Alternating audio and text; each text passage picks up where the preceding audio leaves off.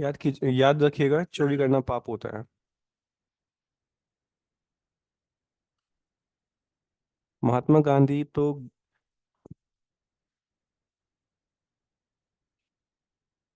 Okay.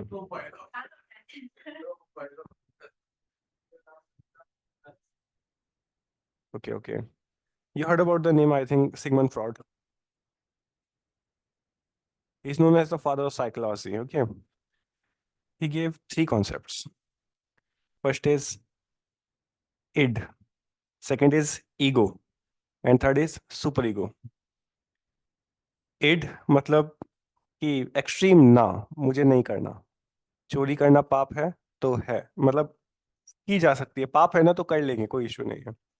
Super ego, चोरी करना पाप है, किसी भी कंडीशन में मैं चोरी नहीं करूंगा। मैं भूखा मर जाऊंगा, मेरे सामने रोटियां रखी हुई है, मैं चुराऊंगा नहीं। Super ego. ईगो, मेरे को लग रहा है कि अब मैं भूखा मरने वाला हूँ तो मैं चुरा लूंगा। Middle path, Sigmund fraud. ठीक है। ही is the father of psychology, याद रखिएगा। बहुत जबरदस्त है। एथिक्स आप पढ़ेंगे तो वहां पर तुम अपने आप को कैसे डिफाइन करोगे। अगर तुमने चोरी करी भी है बाय चांस, तो अपने आप को डिफाइन करने के लिए कोई पर्सपेक्टिव होना चाहिए ना। तो वो सिगमंड फ्रॉड देते हैं हमें। I am the person belongs to the ego part of the theory of Sigmund Freud. चलो लिविट, ये चीज बताने वाली नहीं है, लेकिन बस याद रखिएगा इसे। और सिगमंड फ्रॉड ही वो पर्सन है जिन्होंने 25 साल तक, 25 ईयर्स तक वुमेन के ऊपर, वुमेन की साइकोलॉजी के ऊपर स्टडी किया। और आफ्टर 25 ईयर्स उन्होंने सिर्फ एक ही लाइन बोली कि मुझे ये समझ नहीं आया कि ये प्राणी चाहता क्या है। लिविट। और ये बात सच है, ये साइकोलॉजी जिनका ऑप्शनल है ना, ये पढ़ते हैं ये चीजें भी, ठीक है। तो व्हाट, लिविट, साइकोलॉजी बहुत तरीके की होती है। आपने ह्यूमन पढ़ी है? हम्म। कोई नहीं, आप इस सिलेबस में आ चुके हो ना। अगर आप पीसी, अभी तो आप पीसीएस में हो, तो यहाँ पर तो आपको स्टैटिक चीजें पढ़ाई जाती हैं। अगर आप यूपीएससी में मूव करेंगे, स्विच करेंगे, तो वहां पर आपको इस लेवल की चीजें समझाई जाती हैं। यहाँ तो आपको मतलब समझाया वही जाता है, स्टैटिक रहता है, बट यहाँ पर मोर ओवर। हाँ जी। मैंने ग्रुप में आपको इंटरनेशनल रिलेशंस की भी बहुत सारी पीडीएफ्स भेजी हैं। तो अगर आपके पास टाइम होगा तो कृपया करके वो चीज़ पढ़िएगा, बहुत इंपॉर्टेंट है। ठीक है। So leave it, let's switch to.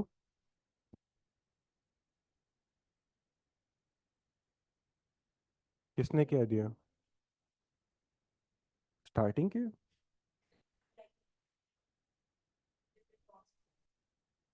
I don't know यार, रियली आई डोंट नो। हैं रिकॉर्डेड, उन्होंने दिए नहीं होंगे आपको। Which one? Regulating act. हाँ जी।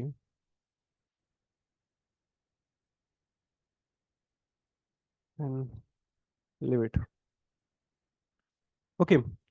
देखो, हम अभी एक डिबेट पढ़ने वाले हैं। Debate is between the human capital and the human development. Okay.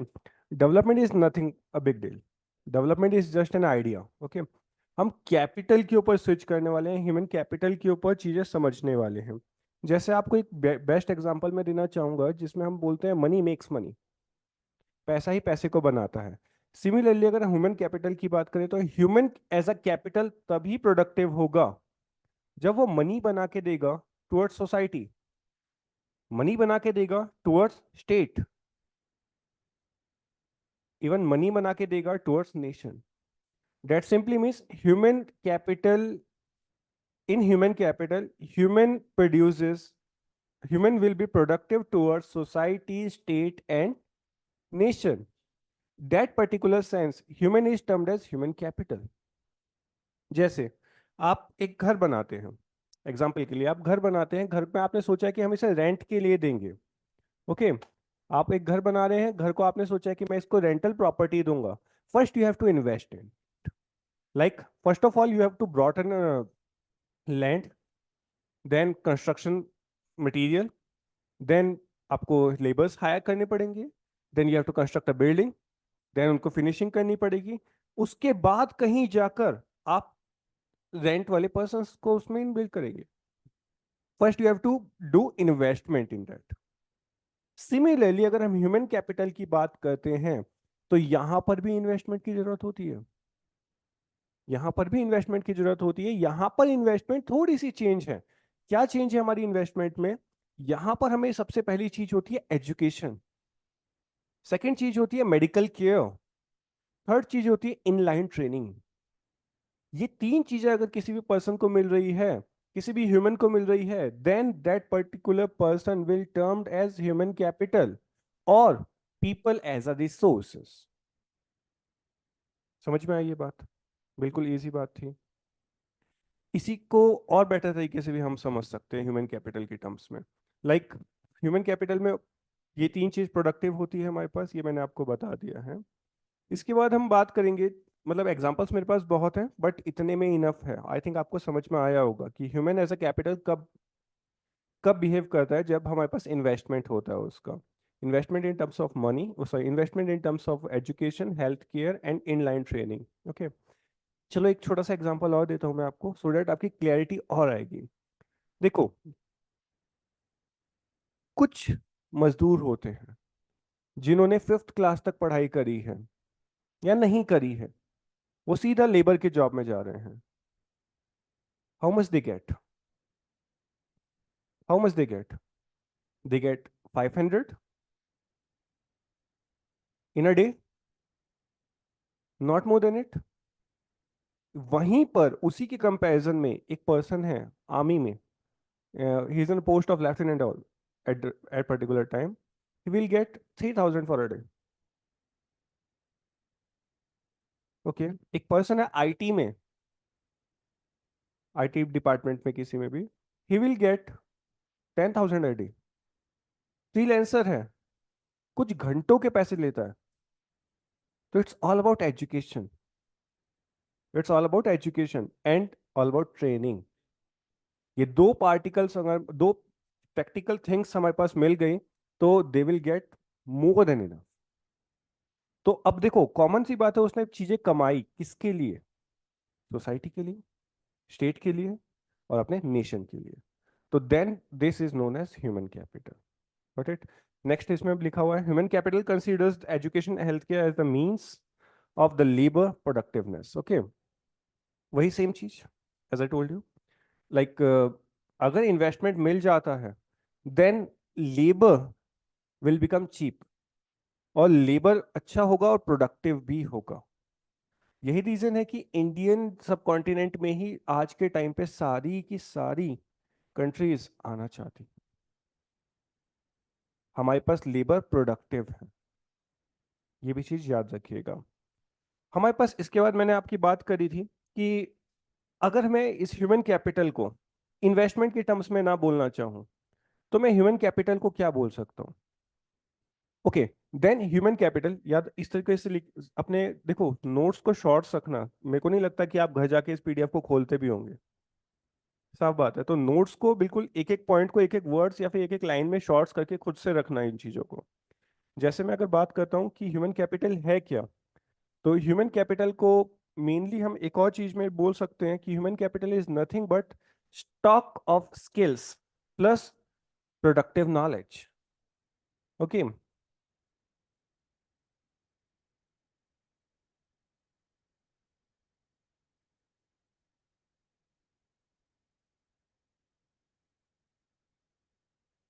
Either you have to use this definition और इन्वेस्टमेंट वाली definition, they both are same.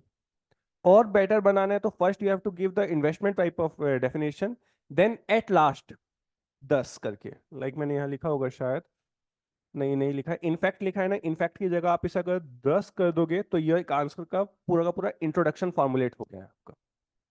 Got it? Now next stage, जब मैंने आपको बताया people as a resources, people as a resources तब work करेंगे when they are producing something for the state, producing something for the nation. People as a resources, एक देश की जनसंख्या सबसे बड़ा उसकी नेशनल इनकम में भागीदार होती है। देखो, like you are doing nothing but still investing in national income, like जूते तो खरीदने जाते हो, घर से यहाँ तक तो आए, पैसा दिया ना, या आप हवा में आ गए, कपड़े पहने हैं, खरीदे हैं ना, तो कहीं ना कहीं आपने इन्वेस्ट कर रहे हो आप, तो ना चाहते हुए भी आप नेशनल इनकम का भागीदारी दे रहे हो। तो ह्यूमन, मतलब जो भी पीपल्स हैं, एज अ रिसोर्स तभी ट्रीट किए जाएंगे when they are providing something towards the state और the nation. Alright, now next line में याद रखिएगा, when the existing human resource is further developed, बहुत इंपॉर्टेंट है, अगर आपसे पूछा जाए कि what do you mean by human capital formation, like you are educated and you are aware of that, है ना, कल की डेट में आपके बच्चे होंगे, आप ये चाहोगे कि मेरे से ज्यादा ये पढ़ें, मेरे से ज्यादा ये कमाएं, और उनको हल्का सा भी प्रॉब्लम होगा तो आप उन्हें बेस्ट टू बेस्ट डॉक्टर के पास लेके जाने की कोशिश करेंगे। This is nothing but the human capital formation. एक सरकार का काम होता है ये चीज प्रोवाइड करना। यही रीजन है कि हमारे पास यूरो सेंट्रिक अगर हम सोच रखते हैं, मतलब यूरोप टाइप की सोच रखते हैं, तो वहां पर एजुकेशन फ्री है टिल मैट्रिक्स 10th, उसका सीधा कॉलेज होता है, उनका स्कॉलरशिप पे कॉलेज जाते हैं, कॉलेज की फीस बहुत महंगी है अदरवाइज, ओके। और वन और साथ ही साथ में मेडिकल केयर्स भी वहां पर फ्री हैं। एग्जाम्पल के लिए जैसे दिल्ली में अभी करने की कोशिश करी है अरविंद केजरीवाल ने, ये दोनों चीजें। ह्यूमन कैपिटल फॉर्मेशन तभी हो सकता है जब हमारे पास हम already education plus health care में इन्वेस्ट कर चुके हों, और हम उसे और ज्यादा बेटर बनाने के लिए और ज्यादा इन्वेस्टमेंट उसमें कर रहे हैं। then that particular thing is known as human capital formation। like यहाँ पर भी यही चीज लिखी हुई है, एक बार देख लीजिए आप, is further developed by becoming more educated and healthy। got it? More educated and healthy, then we call it human capital formation। it adds the productive power of the country just like physical capital formation। got it? तो यहां तक आपको कोई दिक्कत है? तो अगर आपसे पूछा जाए कि ह्यूमन कैपिटल क्या है, आई थॉट आप लोग बता देंगे, डाउट तो नहीं होगा। ह्यूमन कैपिटल के ऊपर क्वेश्चन बन सकता है स्टेटमेंट वाले, सिंगल वर्ड में कोई क्वेश्चन नहीं बनेगा यहाँ पर, मतलब एक मीन्स टाइप टॉपिक है। नेक्स्ट इसमें देखते हैं, नेक्स्ट है डिफरेंस होगा I think, source of human capital. First of all जैसे मैंने भी आपको बताया कि ह्यूमन कैपिटल का source nothing, it is an investment. Investment again in terms of inline training, health care, education and so on. जो भी हमारे पास हमें प्रोडक्टिव बनाने के लिए जो भी चीज यूज कर रहे हैं हम, that is known as source of human capital. Got it? Now I think यही चीज लिखी है, okay. Migration information is nothing but the kind of knowledge. Next is difference between the human capital and the physical capital। physical capital is nothing but like land, money, gold, HDRs, HDGs। ये हमारे पास क्या है? ये हमारे पास physical capital है। आपके पास 2-2 हजार रुपए की गड्डियां रखी हुई हैं, आप उसे उठाकर ले जा सकते हो, क्या आप ह्यूमन कैपिटल को लेके जा सकते हो? Human capital again, what do mean by human capital? It is knowledge, it is your health, it is that particular thing which you achieve in your past, like past experiences। आपने संस्कृत का एक बहुत बहुत पुराना दोहा है, आई थिंक आप लोगों ने सुना होगा, न चौर हाजम नच राज हाजम, न भात भाज्यम न च भारकारी, वये कृते वदते एव नित्यम, विद्याधनम सर्वधनम प्रधानम। आई थिंक ये आप लोगों ने सुना होगा, है ना। तो यहाँ पर क्या है कि चोर चुरा नहीं सकता, राजा छीन नहीं सकता, भाई बांट नहीं सकता, मतलब भाई छीन नहीं सकता, और ये चीज बांटी भी नहीं जा सकती। जितना हम एक दूसरे से डिस्कस करेंगे उतनी ही ज्यादा बढ़ती चली जाएगी। ठीक है, यही रीजन है कि ये जो विद्या धन है ये सर्व धनों में सबसे ऊपर माना जाता है, सबसे उच्च कोटि का धन माना जाता है। ये सबने सुना है। What does this mean? This is nothing but the human capital. आपने एक और चीज सुनी होगी, पहला सुख निरोगी काया, दूसरा सुख हाथ में माया। हर्ड अबाउट दिस थिंग ना? अरे पुरानी कहावतें हैं, मैक्सिम्स हैं, but still they are working in our society. और यही चीजें लिखनी होती है हमें मेंस में। सीरियसली ये चीज मेंस में लिखोगे तो आपका आंसर ना बाकियों से बहुत प्यारा लगता है। एक पर्सन ने तो ऐसे में ड्राइंग तक बना रखी थी और वो सिलेक्टेड थे। ठीक है, ये चीज आपने सुनी है। लाइक पहला सुख निरोगी काया, दूसरा सुख हाथ में माया। तो what do you mean by निरोगी काया? It's nothing but the health and inclusive in human capital. तो दोनों का मैंने आपको बेस्ट एग्जांपल दिया। चलो थोड़ा सा कंपेयर कर लेते हैं। पहला तो यही है कि हम विद्या जैसी चीजों को, नॉलेज को आप छू नहीं सकते ना, कि आप इसके दिमाग में घुस के हाथ डाल लोगे कि ला भाई थोड़ी नॉलेज मुझे दे दे। इट इज इंटेंजिबल, आप इसे छू छू नहीं सकते। अगेन इट इज इमूवेबल, अगर ये आपकी बॉडी मूव कर रही है तभी आप मूव कर रहे हैं। It is again immovable. I thought ये दो पॉइंट लिखे हैं। First is intangible, it was endorse in the body, built in the body and mind of owner. Second is it is inseparable for the from the owner. आप माथे में डाल के भले ही वो भेजा इतना सा है, आप उसे नहीं निकाल सकते। पता नहीं वो कहाँ छिपाया होगा इन्होंने, है ना। Next is human capital is not perfectly mobile between the countries and movement is restrictive by the nation and the culture. It is all about the human capital. आप रोक नहीं सकते। आज के टाइम पीरियड में हम बात करते हैं तो बिल्कुल भी नहीं रोक सकते। यही तो रीजन है यूएसए अपनी चीप लेबर्स की वजह से हमसे काम करवाने के लिए बात करता है। हमारे जितने कॉल सेंटर्स हैं जो राइट को ऑपरेट होते हैं, they are US based maximum. क्या चीज है ये? वही चीज है, याद रहेगा। अब इस साइड तो नहीं बताने की जरूरत है, जस्ट इसका अपोजिट है तो डिफरेंशिएट आप लोग कर सकते हैं। Next is human capital and economic growth. Keep in your mind, human capital is essential for the economic growth. यही रीजन है कि गवर्नमेंट बैकिंग देकर रखता है ह्यूमंस को। Government treat human as resources. अगर मान के चलो आपने कोई दुकान लगाई है, मान के चलो खाने की दुकान लगाई है, यू हैव टू शेफ्स, ठीक है। एक शेफ की तबीयत खराब हो जाती है, एक शेफ के ऊपर ओ बहुत ज्यादा बर्डन हो रहा है, ओवर बर्डन हो गया है वो पर्सन। आप उसके लिए साथ साथ एक पर्सन को अपॉइंट करेंगे कि भाई लगे रहो इसके साथ, इसकी तबीयत खराब हुई तो मेरा रेस्टोरेंट बंद हो जाएगा कुछ समय के लिए। What is this? You are providing amenities, you are providing help to another chef. It is nothing but a capital formation. रो रुका तो खत्म।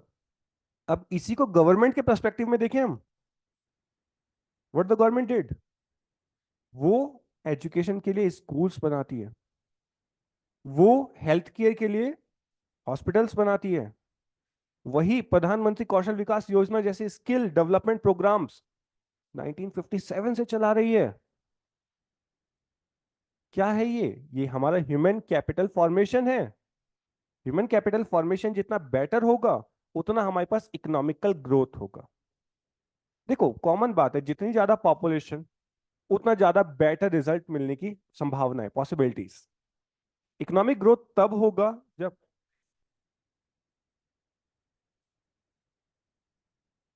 दोनों एग्जांपल देता हूं मैं आपको। स्ट्रीम क्लास भरी हुई है, सबसे ज्यादा मॉनेटरी सपोर्ट किसको हो रहा है? ठीक है। अब देखो दोनों चीज, दोनों पर्सपेक्टिव से सोचना। पहला, उनको इकोनॉमिकल सपोर्ट हो रहा है, लेकिन जितने क्लास में बच्चे बैठे हुए हैं इन सबकी नॉलेज भी तो एनहेंस हो रही है। ये जो नॉलेज एनहेंस हो रही है कहीं ना कहीं सोसाइटी के लिए प्रोडक्टिव होगी, और जो इन्होंने मनी दिया है वो उनके लिए प्रोडक्टिव होगा। तो ये टू वे कम्युनिकेशन टाइप है। मतलब it makes to to make quarrel, ताली दो हाथ से बजती है। ये सेम चीज है, population is the major factor है, ये चीज याद रखना। और पॉपुलेशन और रिसोर्सेज का इनवर्स रिलेशन है। whenever population increases resources diminished। यही तो रीजन है हम बाहर वाले रिसोर्सेज को छीनने की कोशिश करते हैं। ठीक है। अब यहां पर देखिए तो मैंने आपको यही चीज बताने की कोशिश करी कि ह्यूमन कैपिटल अगर बढ़ेगा तभी हमारे पास इकोनॉमिक की हमारी ग्रोथ बढ़ेगी, इकोनॉमिक ग्रो होगी। आपने पॉपुलेशन वाला पॉइंट पूछा था, पॉपुलेशन भी मैंने इसमें डाला होगा 100%।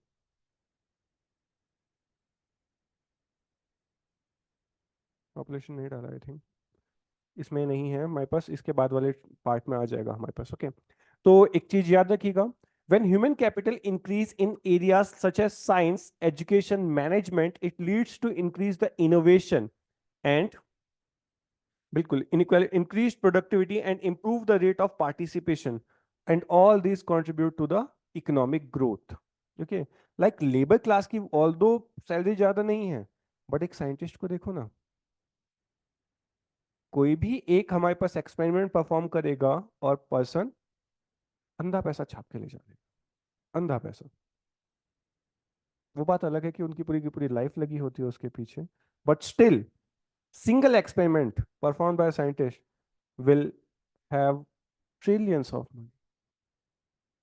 मिलियन भी नहीं बोल रहा हूँ मैं, ट्रिलियंस की बात कर रहा हूँ। कोविड टाइम पे देख लीजिए, सबने अपनी अपनी टीम लगा रखी थी R&D में। इंडिया ने क्या किया? इंडिया ने भी तो अपनी R&D की टीम लगाई थी।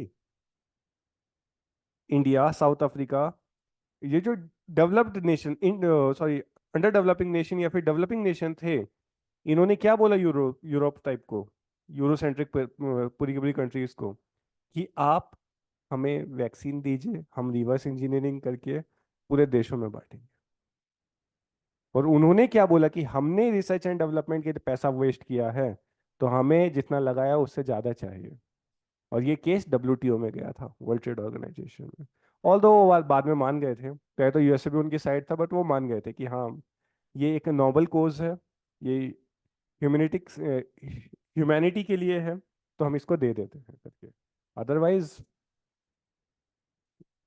चलो wait.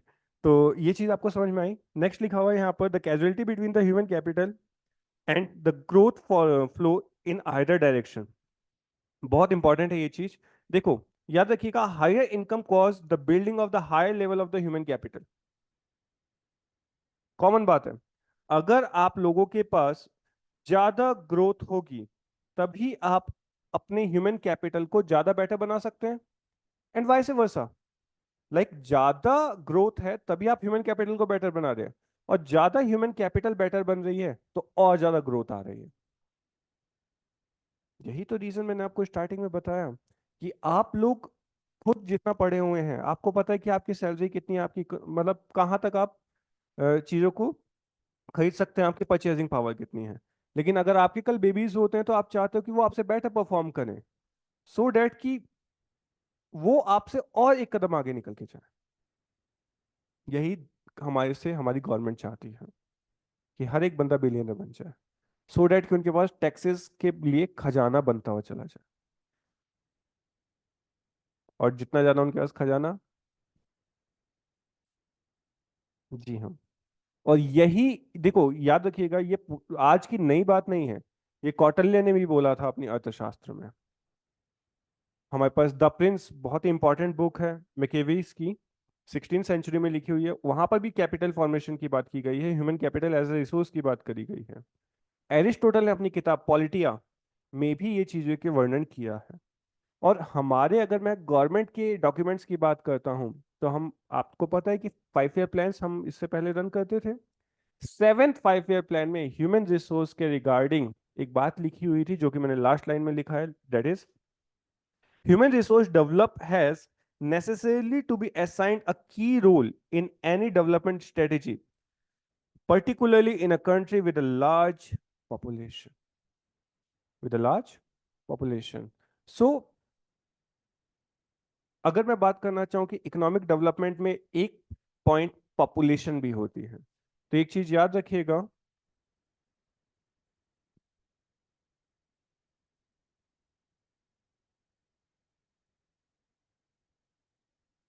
Population plus plan plus leadership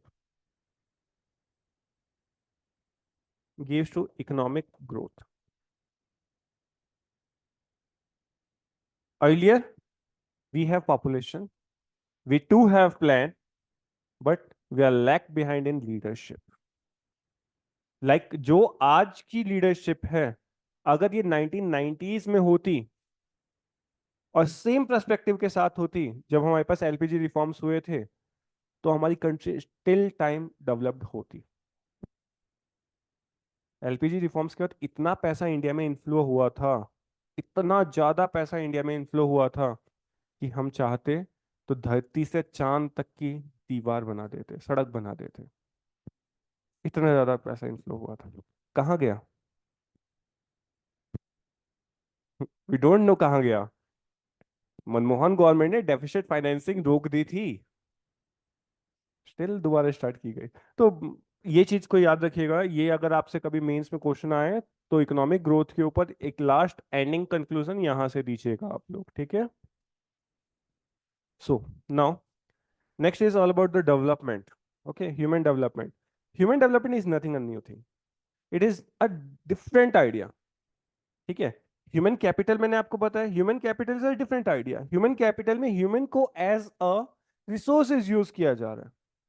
development में क्या है कि ह्यूमन में, अगर एक ह्यूमन है तो उसका education and health care is the basic part of it, आप उससे छीन नहीं सकते। ये जो थिंकिंग है, ये जो आइडिया है, is known as human development. अगर एक बच्चा पैदा हो रहा है तो उसका अधिकार है कि वो अच्छा खाना खाए, उसका अधिकार है कि वो एक अच्छी एजुकेशन ले। This is the perspective called human development. Got it? तो ह्यूमन कैपिटल में कहा है, क्या है कि ह्यूमन को एज अ रिसोर्स ट्रीट किया जा रहा है, और यहाँ पर क्या है, ह्यूमन को एज अ एंटिटी ट्रीट किया जा रहा है, जहां पर उसको education, health care, basic training, skills already ही प्रोवाइड करने की बात की जा रही है बाय गवर्नमेंट। ओके, तो ये चीजों में डिफरेंस क्लियर हुआ आपको, human as a development, sorry human development and human capital. Now देखिए यहाँ पर, human development is based on idea that education, health are the integral to the human being. Only when people have the ability to read, write, along with the ability to lead a long and healthy life. अगर वो खाएगा पिएगा अच्छे से, दिमाग होगा, education होगी, तभी एक वो लंबी लाइफ जी सकता है। और जितनी लंबी वो लाइफ जिएगा उतना ज्यादा वो इकोनॉमी में हेल्पफुल होगा, इकोनॉमिकल ग्रोथ में हेल्पफुल होगा। Got it? So I thought economical वो so human development is clear to you. Definition रट लेना यार, आपके स्कूल के पेपर हो, सॉरी कॉलेज के पेपर हो, कॉम्पिटिटिव पेपर हो, ये डेफिनेशंस हर जगह चलती है। पहला पेपर निकालने के बाद रिटन लिखना ही पड़ेगा। और जितनी पीडीएफ्स मैं बना रहा हूँ इसकी इकोनॉमी की, सारी एनसीईआरटीज की लाइन है, तो आपको एक एक लाइन रटी होनी चाहिए। तो 7th 5 ईयर का प्लान लिखा हुआ था, वो भी हमारे पास क्लास 11th की बुक से उठाया। ओके, तो एक एक लाइन रटी होनी चाहिए। Next is economical growth. Okay, economical growth में आप एक चीज याद रखिएगा, economical growth is not a new thing, it is all about the goods and services. Like किसी एक पर्टिकुलर कंट्रीज में कितनी गुड्स और services year by year on year growth कर रहा है, वही चीज हमारे पास इकोनॉमिकल ग्रोथ, इकोनॉमिक्स ग्रोथ में माना जाएगा, इकोनॉमिकल ग्रोथ में। ठीक है, तो फर्स्ट चीज हमारे पास क्या आएगा, गुड्स एंड सर्विसेज आ जाएगा, जो हमारे पास जितनी भी इंक्रीज कर रही है। Okay, next thing, it is not qualitative, quality depend नहीं कर रहा है यहाँ पर, यहाँ पर क्वांटिटी डिपेंड कर रहा है। ठीक है, ग्रोथ हो रही है ना। Okay, there is a huge difference between the growth and the development. Okay, मैं आपको फिर बोल रहा हूँ, there is a huge difference between the economical development and economical growth. ये एनसीईआरटी में नहीं था इसलिए मैंने यहाँ नहीं डाला, बट एक ह्यूज डिबेट हो सकती है इसके ऊपर। डेवलपमेंट की अगर मैं बात करता हूं तो it is narrower concept, sorry development की बात करता हूं it is a broader concept, जबकि मैं अगर ग्रोथ की बात करता हूं it's a narrower subject, narrower topic, छोटा टॉपिक है growth. Development is holistic approach, while growth is somewhat like कि आपको न्यूमेरिकल से नंबर सिर्फ चेंज करने हैं, कल 10 बनाए थे आज 20 बना दो, बिक रहे हैं नहीं बिक रहे हैं कौन जानता है, कितने रेट में बिक रहे हैं क्या जाता। So it is all, so it is quantitative and development is qualitative, holistic approach. ठीक है, तो इट इज क्वांटिटेटिव। ठीक है, क्वांटिटेटिव। नेक्स्ट इज ओके, याद रखिएगा, हमारे पास जब भी हमारे पास ग्रोथ होगी कैपिटल गुड्स में, लेबर फोर्सेस में, टेक्नोलॉजी में, ह्यूमन कैपिटल में, ये सब कुछ हमारे पास इंक्लूड करेंगे इकोनॉमिकल ग्रोथ में। ये ऑलरेडी मैं अभी अभी आपको बता के चल चुका हूं कि ह्यूमन कैपिटल कैसे हमारे पास इकोनॉमिक ग्रोथ में हेल्पफुल होता है। Got it? नाउ ओके, एक और चीज याद रखिएगा, ये होता है हमारे पास how we find economic growth. Economic growth निकालने के लिए हमारे पास वेरियस पैरामीटर्स हैं, लाइक जीडीपी आपको पता चल जाए, ग्रॉस वैल्यू एड आपको पता चल जाए, आपको नेशनल इनकम पता चल जाए। तो ये सारे क्या है, ये पर्सपेक्टिव्स हैं, ये पैरामीटर्स हैं by which you can find by how much we are increasing, कितनी रेट ऑफ इंटरेस्ट, मतलब कितने रेट से हम इंक्रीज कर रहे हैं, उसको बोला जाता है economic growth.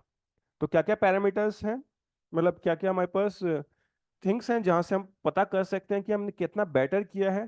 That is nothing but GDP, GVA, GNP and NP, national national product जो होते हैं, एनआई नेशनल इनकम जो होता है, and all over the things.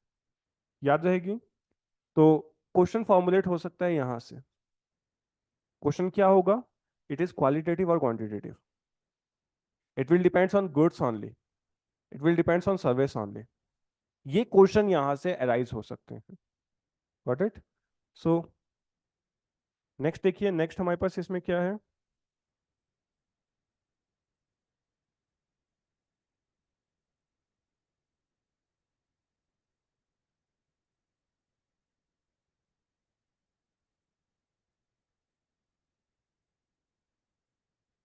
Next है हमारे पास sustainable development. I thought sustainable development है, इंपॉर्टेंट है। इसमें क्वेश्चन 1000 टाइम्स अराइज हुए हैं, 1000 टाइम्स, मतलब हर एक पेपर में क्वेश्चन आया ही आया है सस्टेनेबल डेवलपमेंट के ऊपर। और क्वेश्चन कहाँ से आया मैं आपको ये दिखा देता हूँ, याद रखिएगा। लाइक सस्टेनेबल डेवलपमेंट कहाँ कैसे डिफाइन किया हुआ है, ये यूएन की डेफिनेशन है, कोई इंडिया की इंडियन पर्सपेक्टिव की डेफिनेशन नहीं है। ठीक है। Like the development to achieve the needs of the present generation without compromising the future generation are future generation needs are known as sustainable development. Class 7th की book से उठाया हुआ है। वहां पर इसे बोलते हैं सतत पोषणीय विकास। आज की जरूरतों को पूरा करते करते करते हुए भावी पीढ़ियों की जरूरतों को भी नजरअंदाज ना करना सतत पोषणीय विकास कहलाता है। It is sustainable development. अपनी नीड्स तो आप फुलफिल कर रहे हैं, पूरी कर रहे हैं, लेकिन आने वाली पीढ़ियों का भी सोच रहे हैं। जैसे जैसे प्रोजेक्ट टाइगर आपने तो देख लिया, आपके आने वाली जनरेशन भी तो देखें, तो तभी तो हम उसे बचाने की कोशिश कर रहे हैं। अब अपने दिमाग में ये मत सोचना कि हमने भी तो डायनासोर नहीं देखा, ये वाला चीज मत रखना, क्योंकि आपसे पहले वालों ने यही सोचा होगा तभी उन्होंने छोड़ा ही नहीं उन्हें। ठीक है। ये वाली थिंकिंग बहुत बेकार है कि हमने भी तो नहीं देखा, तो वो भी देख के क्या करेंगे। ठीक है। नेक्स्ट इज, याद रखिएगा इसमें बहुत इंपॉर्टेंट है, सेकंड पॉइंट, क्वेश्चंस बने हैं और यहीं से बनते हैं। ठीक है। एक स्प्रिंग करके एक बुक भी है, तो एक क्वेश्चन अभी रिसेंटली भी आया था कि सबसे पहली बुक जो सस्टेनेबल डेवलपमेंट पे लिखी हुई थी, तो वो कौन सी थी। वो हमारे पास स्प्रिंग करके थी, मैं नाम उसका भूल चुका हूँ। ठीक है, तो एक बार आप सर्च कर लीजिएगा, 1950s में लिखी गई थी। लेकिन गांधी जी ने 1920s में अपने न्यूज़पेपर में ऑलरेडी लिखा था है कि हमारी अर्थ मदर जो है वो सारी की सारी नीड्स पूरी कर सकती है, बट ग्रीड्स पूरी नहीं कर सकती। तो again that thing can be include in sustainable development. Okay. So question second point बहुत इंपॉर्टेंट है। When the world commission on environment and development, it's Brundtland commission, most most most important, फिर मैं बोल रहा हूं पेपर्स में यहाँ पे क्वेश्चन 1000 टाइम्स बने हैं। Brundtland commission is deals with sustainable development. In which year, it is 1987। और sustainable development is new concept. Our common future, याद रखिएगा, यहाँ पे लिख लीजिए अवर कॉमन फ्यूचर। इस बुक में नहीं था, बट उसकी थीम थी 1987 में, अवर कॉमन फ्यूचर। ये क्वेश्चन यूपीपीसीएस ने 3 बार पूछा है कि our common future was adopted in year which, like वो दे दिया। और ये दूसरी बार उसने क्या पूछा, our common future is related with 4 commissions दे दिए। तो 3 बार ये क्वेश्चन ऑलरेडी पूछा हुआ है यूपीपीसीएस ने। ओके। तो ब्रूटलैंड कमीशन था हमारे पास, जिसने कि हमारे पास फर्स्ट टाइम सस्टेनेबल डेवलपमेंट को प्रेजेंट किया, और 1987 में ये थ्योरीज गवर्नमेंट मतलब प्रोपाउंड की गई है। बहुत पुरानी है बट रिसेंट टाइम में ये प्रोपाउंड की गई है। तो सस्टेनेबल डेवलपमेंट इंश्योर करता है wellbeing of individual by integrating social economical development with respect to environment. Environment जितना अच्छा होगा, यही तो रीजन है कि दिल्ली वाले यहाँ आते हैं, और अब तो हर हफ्ते आ जाते हैं। कुछ काम नहीं उनके पास करने के लिए, है ना। तो यही रीजन है हमारे पास कि यहाँ का एनवायरमेंट बेस्ट है वहाँ के एनवायरमेंट से। ऑल तो हमारे पास इतना ज़्यादा इकोनॉमिकल वेरिएबिलिटी नहीं है। अच्छा, हम सोशली कनेक्टेड हैं। दिल्ली में लिटरली बगल वाले को कोई फर्क नहीं पड़ता कि बगल वाला क्या कर रहा है। मैं ऐसे ऐसे पीजी जानता हूँ वहां पर जिसको पता ही नहीं कि उनके रूम में कौन रहता है दूसरा बंदा। एक बंदा सुबह शिफ्ट में जाता है, एक बंदा शाम को शिफ्ट में जाता है। दोनों मतलब एक हफ्ते में मुश्किल से 2 या 3 बार शक्ल देखते हैं कि, और बस हाय हेलो कैसा है, नाम भी नहीं पता। वहां पे सोशल वायबिलिटी खत्म है, खत्म है। कम होना और खत्म होना बहुत डिफरेंस होता है, ठीक है। तो खत्म है वहाँ।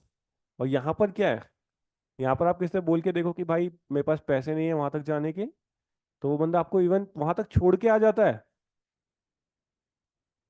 यहाँ पर मतलब लिमिट बहुत डिफरेंस है दोनों के बीच में, ठीक है। हाँ सही बोल रहे हो। Next is sustainable development was set up in 2015। Goals जो हमारे पास सस्टेनेबल डेवलपमेंट गोल्स हैं वो 2015 में सेट हुए थे। इससे पहले हमारे पास मिलीनियम गोल्स थे, याद रखिएगा मिलेनियम गोल्स थे। वो हमारे पास खत्म हुए, तो उसके बाद हमने पेरिस एग्रीमेंट किया। पेरिस एग्रीमेंट में हमारे पास सस्टेनेबल डेवलपमेंट गोल्स है। ये अगेन मैं आपको बोलूंगा, पूरे के पूरे रट लीजिएगा, बहुत इंपॉर्टेंट है। आपसे नंबर वाइज पूछे जाते हैं। एनवायरमेंट का पार्ट है इसलिए मैं यहाँ छोड़ रहा हूँ इसे। नंबर वाइज आपसे पूछे जाते हैं कि मैच कर दीजिए सस्टेनेबल डेवलपमेंट गोल 1, सामने कुछ और लिखा हुआ है, you have to match them. तो बहुत इंपॉर्टेंट है, आएंगे। जैसे ब्रुटलैंड कमीशन आता है वैसे ये भी आएंगे, आते हैं। Leave it. So now let's do the comparison between the Indian development theme and Pakistan and China. It was the comparison given in the class 11th book. Okay. So मैंने इसे ऐड कर दिया यहाँ पर। समझते हुए चलना कि इंडिया, पाकिस्तान, चाइना लगभग लगभग सेम टाइम पे इंडिपेंडेंट हुए हैं, लगभग लगभग। इंडिया ने अपना पहला 5 ईयर प्लान स्टार्ट किया। अच्छा, 5 ईयर प्लान मैं ऑलरेडी बता चुका हूँ, सोवियत यूनियन से हमने लिया है। Just because the great depression जब हमारे पास चल रहा था, इकोनॉमिकल डिप्रेशन 1930s के टाइम पीरियड में, तो सिर्फ रशिया ही ऐसी कंट्री थी जिन्होंने पॉजिटिव ग्रोथ रेट रजिस्टर किया था। प्लानिंग में एक बार हम दोबारा पढ़ेंगे इसे 3rd चैप्टर में, ठीक है। तो फिर हमने इकोनॉमिकल ग्रोथ के चलते हुए हमारे जितने भी नेशनल लीडर्स थे, उन्होंने 5 ईयर प्लान की तरफ अपना रुख किया। अब बात करता हूं मैं इंडियन पर्सपेक्टिव का, कंपैरिजन करेंगे हम पाकिस्तान के साथ एंड चाइना के साथ। India was the first country in the south eastern nation, south east nation में हमारे पास, which adopted 5 year plan way back in 1951। Harrod Domar model पहला सुना होगा आपने, तो वो हम वहां से हमने स्टार्ट किया। फिर पीसी मेहनोलॉविस। अब देखो इस चीजों को समझना, इस चीज के लिए हमने स्टार्ट किया है 1950 में, 51 में। पाकिस्तान हमारे जस्ट बाद स्टार्ट करता है, और इसी बीच में हमारे पास स्टार्ट कर रहा होता है चाइना। 1953 में हमारे पास चाइना स्टार्ट करता है, 1956 में हमारे पास पाकिस्तान 5 ईयर प्लान फॉर्मुलेट करना स्टार्ट करता है। हम उनसे आगे हैं। हमारे पास पहली बार पहला जो हमारे पास 5 ईयर प्लान है, हमने सोचा है कि यार चल 2.1 की ग्रोथ रेट हो जाए, हम खुश हैं। हमने अचीव कर ली 3.6 की। At the end of the first 5 year plan we build 5 IITs। तो कहीं ना कहीं हमारे तो खुशी का ठिकाना नहीं रहा, हमने जो सोचा था उससे ज्यादा कर लिया। हमें थर्ड 5 ईयर प्लान ने हमारे थर्ड 5 ईयर प्लान ने हमें हमारी औकात याद दिला दी। इंडो चाइना वॉर, इंडो पाक वॉर, चलो आएगी वो कहानी अभी, आई थिंक कल परसों परसों ये कहानी आएगी, तो परसों बहुत मजा आएगा इस कहानी को सुन के। अब यहाँ दोबारा देखो, इंडिया ने अपना फर्स्ट इंडस्ट्रियल पॉलिसी या फिर इंडस्ट्रियल प्लान स्टार्ट किया 1956 में। चाइना ने अपना फर्स्ट इंडस्ट्रियल प्लान स्टार्ट किया 1958 में। चाइना ने बहुत इंपॉर्टेंट प्लान है उनका, that is known as the great leap forward plan, जिसमें वो इंडस्ट्रीज फॉर्मुलेट कर रहे हैं। हमने भी कुछ इसी तरीके का स्टार्ट किया है, पर कब? 2016 में, मेक इन इंडिया। इससे जो लिंक्ड है वो हमारी सेकंड इंडस्ट्रियल पॉलिसी 1956 की। हम प्लान बनाने में बहुत जबरदस्त हैं, हमारे जैसे प्लान कोई नहीं बना सकता। बिल्कुल। पॉलिसी फॉर्मुलेशन में इंडिया के ब्यूरोक्रेट्स का कोई जवाब नहीं है, और पॉलिसी इंप्लीमेंटेशन में भी नहीं है। ठीक है, इसको थोड़ा घुमाते हैं। पॉलिसी फॉर्मुलेशन में कोई भी जवाब नहीं है, इतनी बेस्ट पॉलिसीज बनाते हैं। पॉलिसी इंप्लीमेंटेशन में भी कोई जवाब दे ही नहीं है कि पैसा आता है तो जाता कहाँ है, किसी को कुछ नहीं पता है। तभी तो स्विस बैंक के अकाउंट भर रहे हैं। तो याद रखिएगा, एक प्रोग्राम इनका ये याद रखिएगा, great leap forward program, and second is commune program. ये जो ग्रेट लीप फॉरवर्ड प्रोग्राम है, that is for the urban areas, वहां पर हम इंडस्ट्रीज बनाएंगे। कम्यूट प्रोग्राम में क्या था कि यहां पर हम कम्युनिटी को साथ लेकर फार्मिंग करेंगे। तो उनके पास दोनों पर्सपेक्टिव थे, like of India. India again, second 5 year plan was based on the industries, no? Like, if I'm not wrong, wait for a while. We are targeting the growth of, we are targeting the growth rate of 4.5 in the second 5 year plan. And what we are achieving? We had achieved 4.21. That simply means it failed. That simply means it failed. तो ये चीज आप याद रखिएगा। Now, मैंने आपको बता दिया ग्रेट लीप फॉरवर्ड प्रोग्राम, मैंने आपको बता दिया कम्यून प्रोग्राम। ठीक है। अब जैसे इंडिया की लीडरशिप में, मैंने अभी भी आपको बताया था, क्या population plus plan plus leadership is termed as economic growth, बताया ना। अब लीडरशिप की बात वहां पे हम करते हैं। इंडिया के टाइम पीरियड में last time she is Indira Gandhi, Shrimati Indira Gandhi, जिनकी लीडरशिप बहुत जबरदस्त थी। आज के टाइम पे अगर हम बात करते हैं तो ही इज नरेंद्र मोदी, जिनकी लीडरशिप अगेन बहुत जबरदस्त है। था नहीं ना उनके पास, मतलब वो इंडिविजुअल लेवल पे थे, लेकिन उनके पीछे बैकिंग नहीं थी ना। इन दोनों के पीछे तो पूरी फुल फुल पार्लियामेंट है। ये दोनों ने सुप्रीम कोर्ट को नचा रखा है। मोदी जी हूँ, इंदिरा गांधी हूँ। इंदिरा गांधी ने इतना जबरदस्त नचाया था, 42nd अमेंडमेंट ही लेकर आ गई थी। बताया मैंने आपको, पूरी कहानी बताइए कि किस पर्सपेक्टिव में वो आया है, किस वजह से फारूक अली अहमद जी को पकड़ा गया और बोला जल लगा दो जी, इमरजेंसी। चलिए बेट, तो आप यहाँ पर ये चीज समझिए कि उनकी इकोनॉमी में हमारे पास 1990s के बाद का जो टाइम पीरियड था, उनकी स्टारविड लीडरशिप थी of that person is known as Mao Zedong. ये पर्सन, जैसे हमारे यहाँ इंडिया में अब जाके मोदी जी फेमस हो रहे हैं, चाइना में ये पर्सन ऑलरेडी फेमस था कब? 1990s में। That simply means that simply means कि हम लीडरशिप के मामले में पीछे रह गए थे। अगर, और इंडिया में उस टाइम क्या था, पॉलिटिकल टर्मोइल चल रहा था, एक वोट की वजह से सरकार गिर गई थी, समझ रहे हो। और 1989 से लेकर, जब अगर हम बात करते हैं बोफोर्स घोटाले से लेकर नरसिम्हा राव का time period, Chanakya of the Congress, कभी भी उनके पास फुल मेजोरिटी नहीं थी, लेकिन 5 साल तक गवर्नमेंट चला डाली। तो हमारे यहाँ पॉलिटिकल इंस्टेबिलिटी का टाइम पीरियड है, और वहां पर इतनी जबरदस्त लीडरशिप है, like of today's Modi era. तो डेवलपमेंट होना बहुत लाजमी चीज थी। तो नाउ, अच्छा, यहाँ की बात में हम पाकिस्तान को तो भूल ही गए, हमने कंपेयर कर लिया इंडिया को चाइना के साथ। Now Pakistan, Pakistan is again a type of economy which is known as mixed. 1970s 80s का टाइम पीरियड था जब हमारे पास पाकिस्तान ने मिक्स्ड इकोनॉमी को अपनाया। इनका 5 ईयर प्लान स्टार्ट हो रहा है 1956 से। ये 1970s में मिक्स टाइप ऑफ इकोनॉमी अपना रहे हैं, और इस टाइम पीरियड तक 3 बार इनका कॉन्स्टिट्यूशन चेंज हो चुका है। इंस्टेबिलिटी का कोई लिमिट नहीं है, तभी ये सबसे ज्यादा लीस्ट डेवलप है। हम कंपेयर करेंगे चाइना के साथ तो we are still developing and China is far away from our side. जिस इकोनॉमिक ग्रोथ, जिस पेस से हम अब मूव कर रहे हैं, चाइना मूव किया है 1996 के बाद टिल 2006।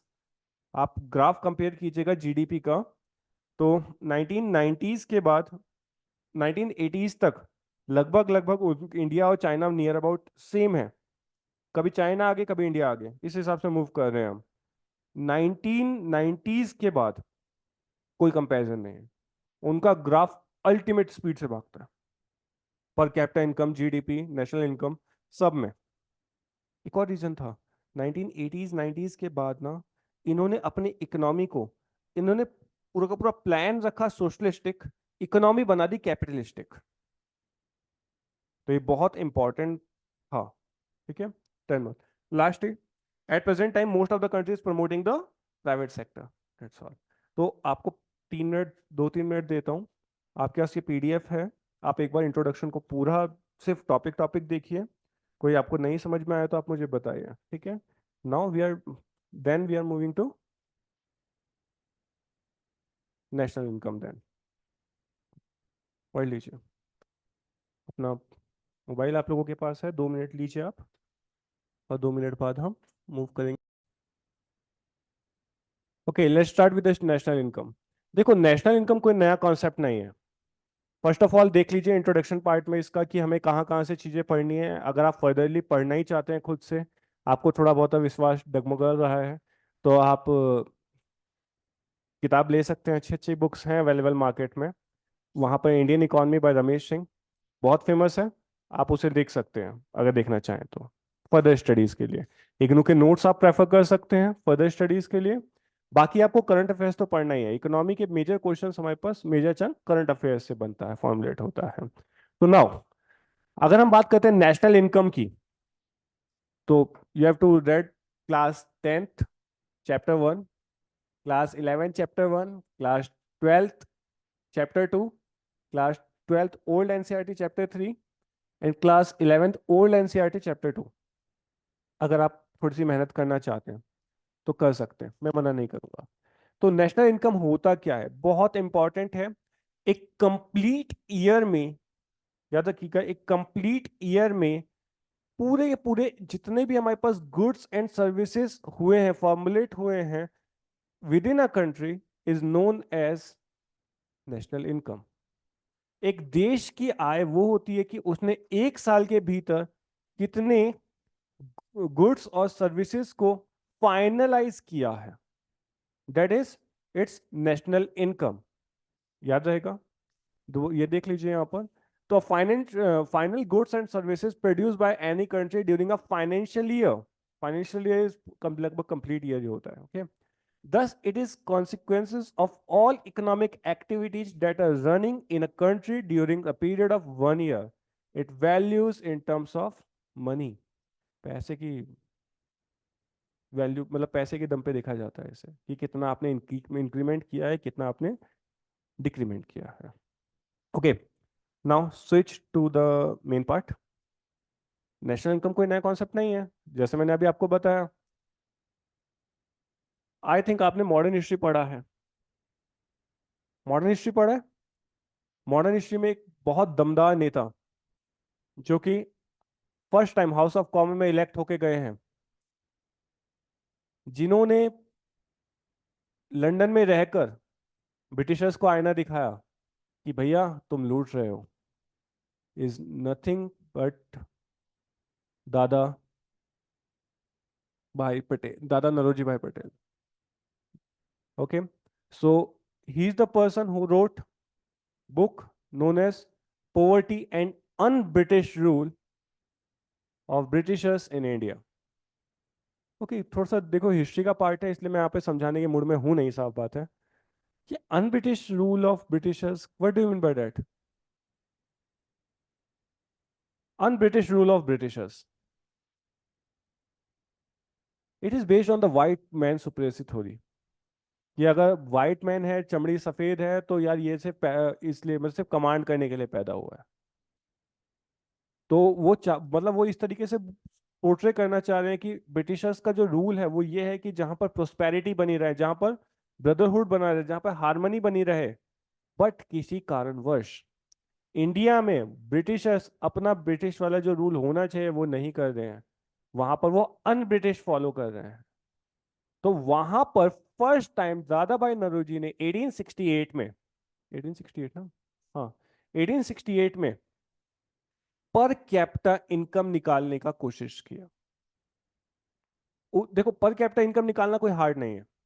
आपको पता होना चाहिए पूरे होल नेशन की इनकम कितनी है, फिर आपको पता होना चाहिए कि पॉपुलेशन कितनी है।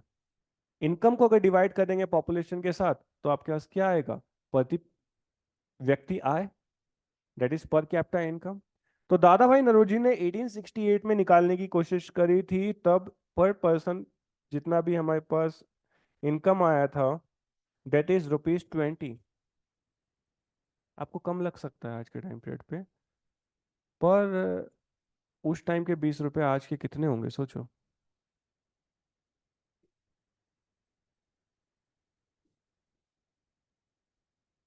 आज क्या जवाब नहीं है।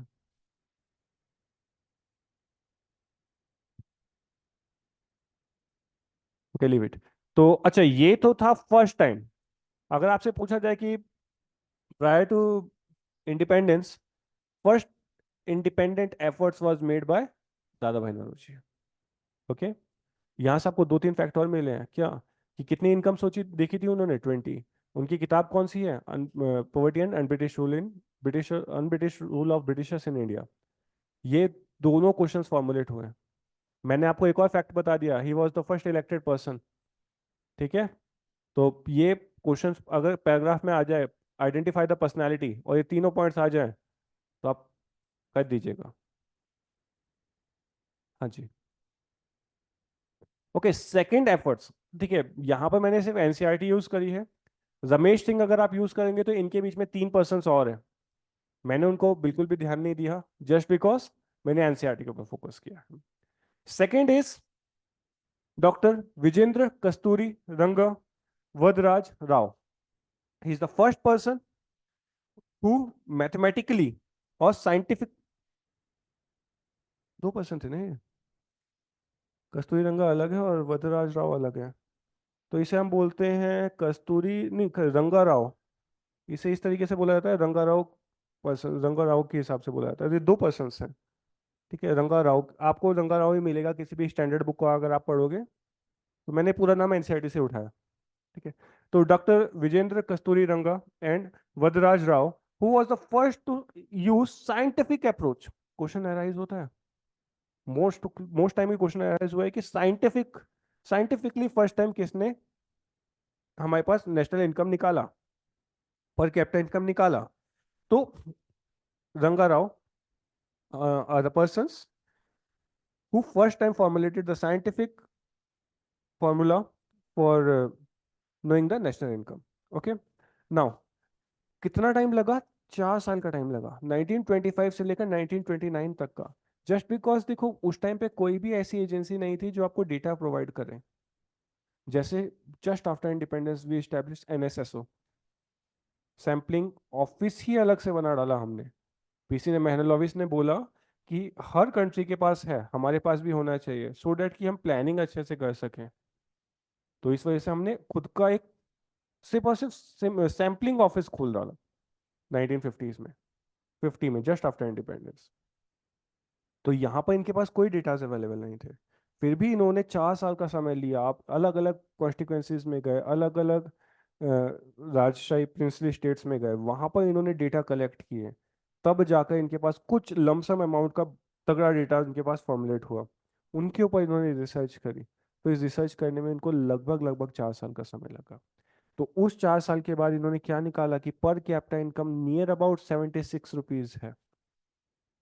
याद रखिएगा, गरीब से गरीब लोग जो कुछ नहीं कमाते थे वो भी इसमें इंक्लूड है, और अमीर से अमीर राजशाही परिवार भी इसमें इंक्लूड हैं, जिनके पास करोड़ों की चल अचल संपत्तियां थी। ठीक है, जैसे जयपुर जाइए, राजस्थान में तो आपको एक से बढ़कर एक दिखेंगे, वहां तो रॉल्स रॉयस की कोई औकात ही नहीं है। मतलब आपको you heard about the story कि राजा ने रॉल्स रॉयस से कचरा उठवाया था, राजा को जाने से मना किया। जी हाँ।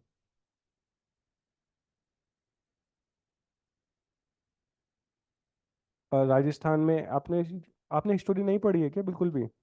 ये लगभग 1920s की बात है। इंडिया स्टिल ब्रिटिश प्रोविंस में था। तो हमारे यहाँ के राजा ने, राजा नॉर्मल मतलब लाइक वो पढ़ने गए हुए थे लंदन वहाँ पर, तो वो नॉर्मल अपने कपड़े में थे। मतलब जैसे कहते हैं ये इंडियंस रहते हैं, और आपको पता है इंडियंस इतने ज़्यादा खूबसूरत एज सच नहीं है, बोल दो है लेकिन इतने ज़्यादा लगते नहीं, और राजशाही परिवार के तो नॉर्मल ही लगते हैं। तो वो पर्सन जो थे थोड़े काले से थे, थोड़ा डार्क था उनका। और उसके बाद वो नॉर्मली शोरूम के पास गए, रॉल्स रॉयस के पास। उन्होंने सिर्फ वहाँ के सेल्स पर्सन से बोला कि मेरे को इस गाड़ी को देखना है। सेल्स पर्सन ने उसे उन्हें बहुत बुरी तरीके से धुतारा और बाहर का रास्ता निकाल दिखा दिया और धक्के देके उनको बाहर निकाला। अब ईगो, मैंने अभी भी बताया था सिगमंड फ्रॉड की लैंग्वेज में ईड, ईगो और सुपर ईगो। अगर उनमें ईड होता तो चलो कोई बात नहीं, बेइज्जती तो हुई है। उसमें ईगो होता, चलो बदला लेने की कोशिश करते हैं। पर हमारे यहाँ के राजा महाराजा सुपर ईगो वाले होते हैं। उन्होंने एक काम किया, काम इतना जबरदस्त। उन्होंने बोला कि रॉल्स रॉयस वालों को बोल दो कि कल राजस्थान के पर्टिकुलर वो कौन सा एरिया, वो उमेदपुर, मतलब कुछ एक बढ़िया सा एरिया है, वहां के राजा कल आपके यहाँ पर गाड़ी खरीदने आ रहे हैं, गाड़ी खरीदने आ रहे हैं। अब उन्होंने ये राज रॉयल फैमिली के थ्रू बुलवाया। अब रॉल्स रॉल्स रॉयस में सब कुछ, उस सारे काम बंद हो गए उस दिन। सिर्फ और सिर्फ राजा का रेड कारपेट लगा के स्वागत किया गया। जिस सेल्स पर्सन ने बोला था कि भैया नहीं, आपके औकात नहीं है, आप घर से यहाँ से बाहर जाइए, वो सेल पर्सन भी वहाँ की कोई किनारे में दुबक के खड़ा हुआ था। अब देखना राजा का सुपर ईगो देखना यहाँ पर। राजा जी गए, कुछ नहीं पूछा क्या स्पेसिफिकेशन, क्या एवरेज, क्या माइलेज, कितना, कुछ भी नहीं पूछा, कुछ नहीं। वहां जाके बोला कितनी गाड़ियां खड़ी हैं, उन्होंने बोला सात, सातों पैक कर दो और इंडिया इसे डिपोर्ट करना है। एक भी ये नहीं बोला कि यहां पर रखनी है चलानी है, नहीं, इन सातों को पैक कर दो और सारा पैसा कैश में दो, कैश में। 1920s में सात रोल्स रॉयस, वो भी कैश में। अभी खत्म नहीं हुआ है, इंडिया डिपोर्ट हुई। और सेकंड कंडीशन, जो सेल्समैन ने उन्हें बाहर निकाला था वो सेल्समैन भी इंडिया आना चाहिए इसकी स्पेसिफिकेशन समझाने के लिए। वो तो सिर्फ नाम था कि स्पेसिफिकेशन समझानी है। वो पर्सन भी इंडिया में आया, सातों गाड़ियां महल के सामने खड़ी हुई। राजा जी भी वहां से, उदयपुर था वो, ठीक है, उदयपुर के राजा थे। वो वापस आए, उन्होंने कहा म्युनिसिपल कॉर्पोरेशन को ये गाड़ियां दे दो। रॉल्स रॉयस के आगे झाड़ू लगवाई, पूरे राज्य का, मतलब पूरे अपने कॉन्स्टिट्यूएंसी का कचरा उन्होंने रॉल्स रॉयस में पीछे बढ़वाया, और वो रॉल्स रॉयस से कचरा उठवाने का काम किया। सेल्समैन की हवा खराब थी, होनी भी है, क्यों नहीं होगी। अब इतना ज्यादा, इतना ज्यादा उनके ऊपर क्वेश्चनिंग हुई रॉल्स रॉयस के ऊपर। रॉल्स रॉयस ब्रांड है, अपने आप में बहुत तगड़ा ब्रांड है दुनिया में। मर्सिडीज कुछ औकात ही नहीं है इनकी, बीएमडब्ल्यू मर्सिडीज रॉल्स रॉयस के सामने कहीं नहीं टिकती है। बट उस टाइम पे क्या हुआ, जब कोई रॉल्स रॉयस खरीदने जाता था, वहां पर सिर्फ एक ही बात बोली जाती थी कि इस गाड़ी को चलाएगा, इंडिया में तो ये कचरा उठाने के काम आती है। जो एक नाम था ना, वो नाम उनका गिरने लग गया। तो उन्होंने, रॉल्स रॉयस वालों ने माफी मांगी राजा से, और उन्होंने बोला कि हम आपको और इतनी ही गाड़ियां आपको देते हैं, बस आप इनसे ये काम मत करवाइए। तब जाके उनका सुपर ईगो सेटिस्फाई हुआ। ये है हमारे राजा महाराजाओं के किस्से, तो कम मत समझिएगा अपने आप को, ठीक है ना। ये लिटरली आपको स्टोरी नहीं पता थी? अरे यार, क्या इंसान हो आप लोग। राजा उदयपुर के राजा थे हमारे पास। अभी की बात है, ज्यादा पुरानी भी नहीं है। तो बढ़िया किया उन्होंने उन्होंने ये वही चीज है जो शशि थरूर करके आए हैं वहां पर। शशि थरूर, आप ये मान के चलो, हिटलर को चर्चिल के साथ कंपेयर करने का कोई काम कर सकता है वो सिर्फ शशि थरूर ही है। बीबीसी में गए दिए हुए इंटरव्यू में वो एंकर को ही बता दें कि तुम्हारा देश कितना बड़ा लुटेरा है, और उसे ये मानने पर बाधित कर दें कि हाँ भाई तुम ही लुटेरे हो, तुम जो आपका कपड़ा पहन रहे हो वो हमारे पैसों का है। एक ही बंदा कर सकता है, शशि थरूर। इंग्लिश के 50 साल के प्रोफेसर को भी जिसकी इंग्लिश समझने में दिक्कत हो जाए, एक ही पर्सन है, दैट इज शशि थरूर। और कोई नहीं है भाई उसके जैसा कुछ। लेकिन वही है, जैसे अच्छाई है तो बुराइयां भी हैं। लाइक आपको पता होगा उनकी पर्सनल लाइफ कितनी रंगीन है। Just like Sigmund fraud. Sigmund fraud को तो अलग ही चस्का था अंडर एज पर्सन के साथ फिजिकल होने का। पढ़िएगा सिगमंड फ्रॉड को भी, बहुत जबरदस्त पर्सन थे। He is the father of psychology. Okay, leave it. Now next we are moving with the government of India. Just after independence Indian government ने भी पर कैपिटा इनकम निकालने की कोशिश करी, पर कैपिटा इनकम निकाला। और कब? जब हमारे पास इंडिया आजाद हो गया 1954 में, हमने पर कैपिटा इनकम निकाला। और कितना था वो? That time it is 246.50 rupees. बहुत था, ठीक ठाक था। और इस टाइम पे सबसे अमीर इंसान,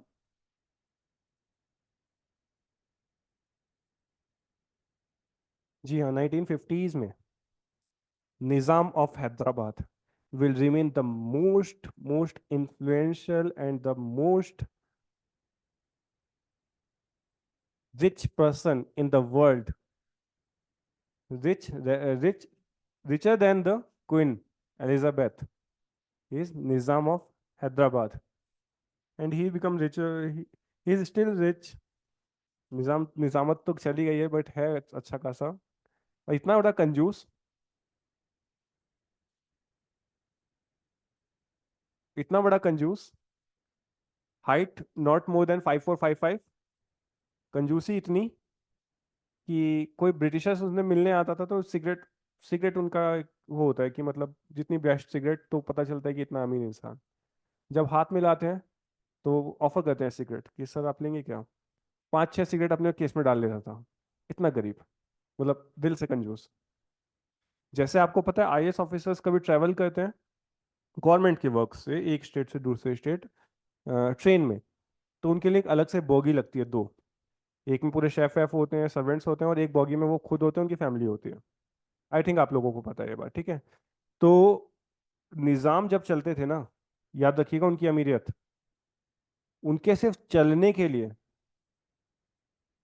रेलवे लाइंस बिछाई जाती थी।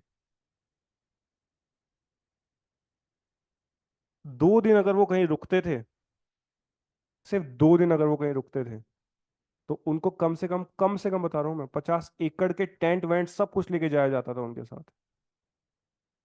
तो इतनी राजशाही तो इंडिया में है। हम इंडिया में अमीरों के अमीर भी हैं और गरीबों के गरीब भी हैं। चलो लिव इट। तो ये तीनों चीजें आपको समझ में आई। तो first thing that is related with दादा भाई नौरोजी इन 1868। कितना इनकम निकाला उन्होंने? 20 रुपीज। देन हमारे पास किसकी बात होती है? रंगाराव की बात होती है। रंगाराव ने हमारे पास 1925 से लेकर 29, उन्होंने हमारे पास कितना निकाला? 76 रुपीज। जस्ट आफ्टर इंडिपेंडेंस हमने 1954 में again independently government of India के अंडर पर कैपिटा इनकम निकलवाने की कोशिश करी। That includes 246.50 rupees. Got it? ये तीन आपको याद रहेंगे। हिस्टोरिकल पर्सपेक्टिव में इतना ही आपको याद रखना है। नाउ कुछ बेसिक टर्म्स हैं जो आपको पता होनी चाहिए। Like first is the final goods, वो गुड्स जो कि फाइनली यूज करने के काम में आ सकते हैं अब directly, these are known those are known as final goods. मैं और इसकी डीप डेफिनेशंस में नहीं जाऊंगा, आपको पढ़ना होगा तो मैंने आपको बुक्स बता दी हैं। जितना आपके लिए जरूरी है मैं आपको बताता हुआ चल रहा हूँ। नेक्स्ट इज इंटरमीडिएटरी गुड्स, वो गुड्स जो अभी फाइनलाइज नहीं हुए हैं लेकिन कुछ समय में कुछ प्रोसेसिंग करने के बाद वो फाइनलाइज हो जाएंगे, are known as intermediatory goods. Got it? Next is examples आप लेके हुए चलना, लाइक शुगर केन से अगर चीनी बना ली हमने, चीनी इज अ चीनी is again intermediate part also and final goods also. अगर आप उसे फिर किसी इंडस्ट्री में भेज रहे हैं जहां पर शुगर की जरूरत होती है, तो it is termed as intermediatory. अगर आप खुद अपने दूध में डाल रहे हैं, then it is known as final good. Okay, now next is depreciation. कोई भी चीज रखी रखी रहती है, उसकी वैल्यू डिक्लाइन होती रहती है, that is known as depreciation. Example के लिए, अगर आप अपना पैसा रख के रखोगे, हर साल वो 6% की दर से कम होता चला जाता है, that is nothing but depreciation. You thought, ऐसा आप सोचते हैं कि बैंक में अगर हम एफडी करवा देंगे तो हमें 6 महीने 6% का इंक्रीमेंट मिलेगा, बट एक्चुअली में your money will remain same. कोई चीज जो आप सोचो ना, आज से 3 साल पहले हम एक्टिवा खरीदते थे कितने की? Max to max 70, max to max 70। आज चले जाओ, ऑन ग्राउंड जाओगे तो 134, 1,34,000। रखो अपना बैंक में पैसा। किसने मना किया है? बैंक वालों ने 1 लाख के ऊपर कितना दिया? 6,000। एक एक्टिवा ले ली होती, दो ले ली होती, दुगना तिगना 4 गुना पैसा देके जाती। यही रीजन है कि अमीर से अमीर पर्सन के पास कलेक्शन होता है ऑफ पेंटिंग्स, कलेक्शन होता है ऑफ वॉचेस। जॉल्स, जो आपने सुना होगा रोलेक्स, पूरा फुल डायमंड्स, गोल्ड, इस चीज से रोलेक्स बनता है।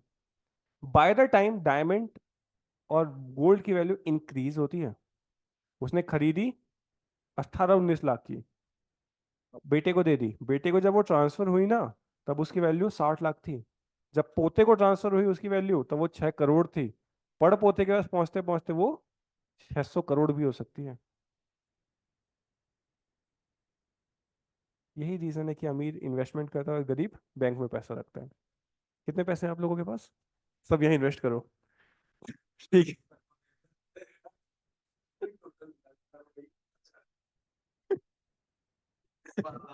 ओके। 21 दिन में double, okay. Now next is market price. Market price देखो, एक्चुअली हमारे पास क्या होता है, वो प्राइस है जहां जो मार्केट में फ्लोट कर रहा है, फ्लक्चुएट कर रहा है। मेनली अगर देखा जाए तो, एग्जांपल के लिए, आप एक चीज लेने जाइए, आलू लेने जाइए, तो अगर आपके पास बहुत सारे बायर्स हैं जो डिमांड एंड सप्लाई के ऊपर रजिस्ट ना करे, that is the market price. आप खरीदने जा रहे हो, बहुत सारा प्रोडक्ट आपके सामने है, लेकिन आप मेजर नहीं कर पा रहे कि आपको क्या चीज कितने में खरीदनी है, then it is known as market price. Got it? इसमें कोई इतना बड़ा इशू तो नहीं है। Next is factor cost. Factor cost होता है हमारे पास जितने भी हमारे पास प्रोडक्शन में चीजें यूज हुई हैं, सब्सिडीज भी हमारे पास इंक्लूड कर सकते हो आप, टैक्सेस भी हमारे पास, इनडायरेक्ट टैक्सेस भी आप इंक्लूड कर लेते हो, जो भी हमारे पास फाइनल प्रोडक्ट बनने की दर्ज पे चीजें यूज हुई हैं, these are known as those are known as factor cost. Next है हमारे पास परचेसिंग पावर पैरिटी। बहुत इंपॉर्टेंट है, आप चीज कितनी चीजों को खरीदने के लिए कैपेबल हो, that is known as purchasing power.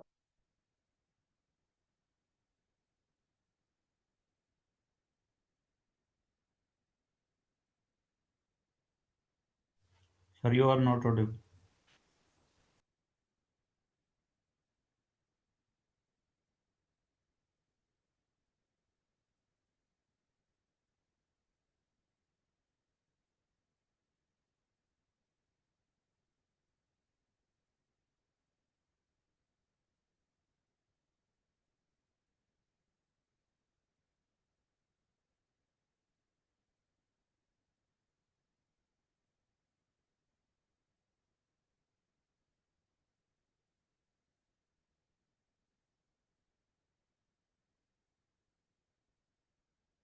इससे कि आप वर्ल्ड में सेम अमाउंट ऑफ मनी में कितनी चीजें खरीद सकते हो, that is known as purchasing power parity.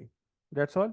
And next is base year. Base year होता है जिस वो वाला पर्टिकुलर ईयर जिसमें आप लोग, हाँ, जिससे आप कंपेयर करते हो, जिससे आप कंपेयर कर सकते हो, that is known as base year. Like last year हमारे पास कितना प्रोडक्शन इंक्रीज हुआ है, किसके कंपैरिजन में? लास्ट ईयर के कंपैरिजन में। तो उस टाइप के ईयर्स को हमारे पास बोला जाता है बेस ईयर। हमारी government of India 2014 15।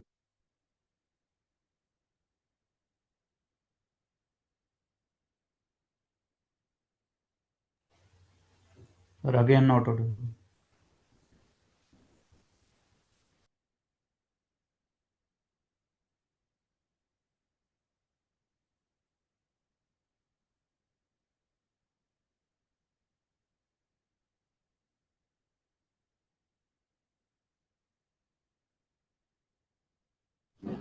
Sir not Audible again.